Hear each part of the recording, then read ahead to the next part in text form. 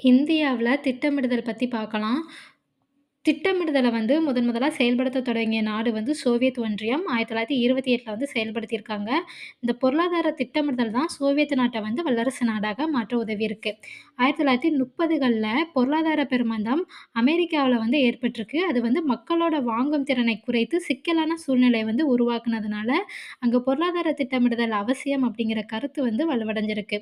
2ஆம் உலகப் போர்ல ஏற்பட்ட அந்த விளைவுகள சமாளிக்க திட்டமிடுதல் தான் சரியான தீர்வு அப்படிங்கிற சிந்தனையும் பரவலா தொ பரவத் தொடங்கியிருக்கு. இந்திய விடுதலைக்கு பிறகு 1948ல வந்து தொழில் கொள்கை வந்து அறிவிக்கப்படுது.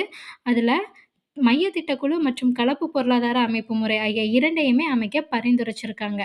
இந்திய அரசியலமைப்பு சட்டம் வந்து ஜனவரி 26, 1950 அன்று நாடாளுமன்றத்தில வந்து ஏற்றுக்கொள்ளப்படுது. இந்த திட்டக்குழு வந்து மார்ச் 15, 1950ல வந்து அமைக்கப்பட்டது. இது ஏப்ரல் 1, 1951 முதல் திட்ட காலம் வந்து துவங்கியது. இதுல முதல் 5 ஆண்டு திட்டத்தோட காலமா 1951 முதல் 56 வரை ஏற்படுத்தப்பட்டிருக்கு. இப்போ இந்தியாவுல திட்டமிடுதலோட பரிணாம வளர்ச்சிய பத்தி பார்க்கலாம். ஃபர்ஸ்ட்டா சர் எம். விஸ்வேஸ்வரய்யா திட்டம் வந்து 1934. இதுல இந்தியாவில் திட்டமிடுதலுக்கான அடித்தளத்தை அமைத்தவர் தான் சர் எம். விஸ்வேஸ்வரய்யா. ஆ இவரோட ஆலோசனையாக 10 ஆண்டு திட்டம் ஒன்றை அவர் எழுதிய இந்திய பொருளாதார திட்டமிடுதல் அப்படிங்கிற புத்தகத்துல வந்து விளக்கியிருக்காரு. அடுத்ததா ஜவஹர்லால் நேரு திட்டம் 1938. தேசிய திட்டக்குழு ஒன்றை அமைத்தவர் தான் ஜவஹர்லால் நேரு. அன்றைய அரசியல் சூழ்நிலை காரணமாகவும் 2ஆம் உலகப் போர் வந்து ஆரம்பிச்சதனாலும் நேருவோட முயற்சிகள் வந்து நின்றுவிட்டது அப்படின்னு சொல்றாங்க. அடுத்ததா பாம்பே திட்டம் வந்து 1940.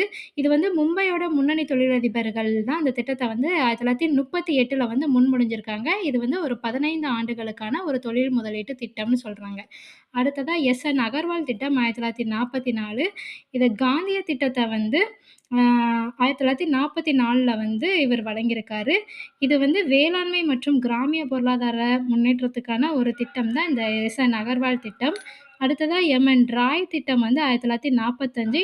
இது மக்கள் திட்டம் அப்படிங்கிற வடிவமைத்தவர் தான் எம்.என். ராய் அவர்கள்.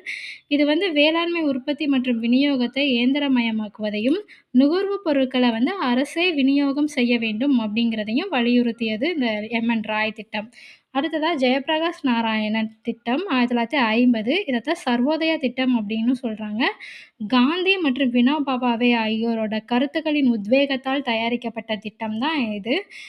விவசாயம் மட்டுமல்லாம, சிறு மற்றும் குடிசை தொழில்களுக்கு ஊக்கமளிக்கும் கூறுகளை கொண்ட திட்டம் தான் இது.